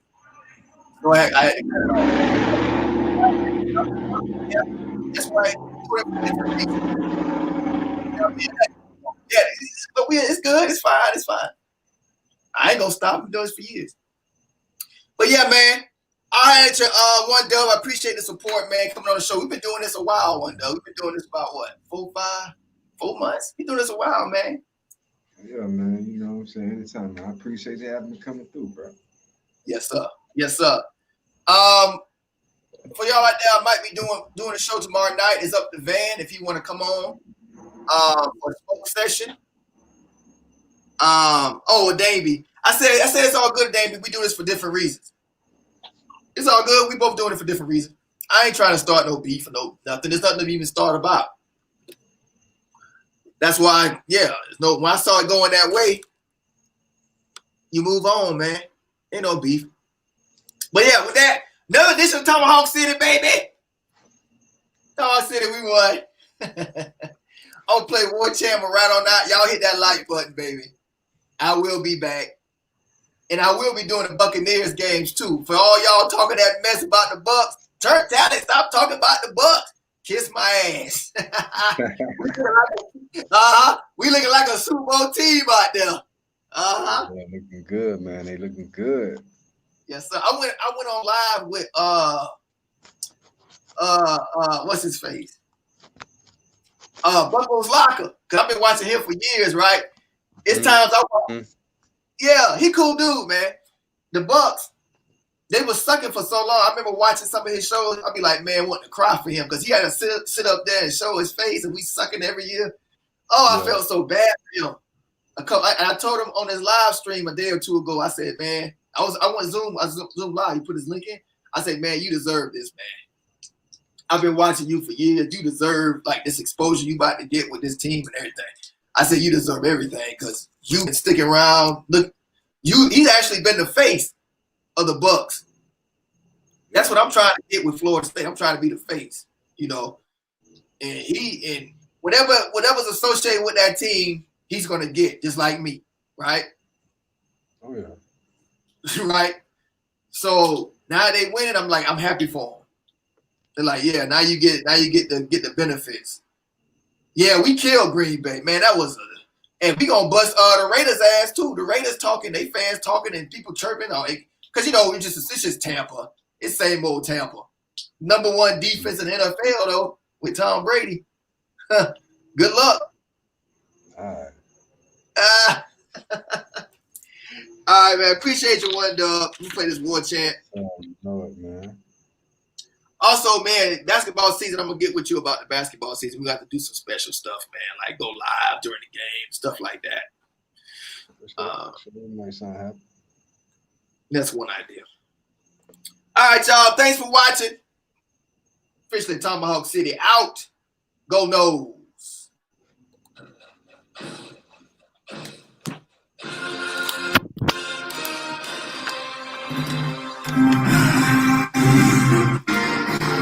Peace.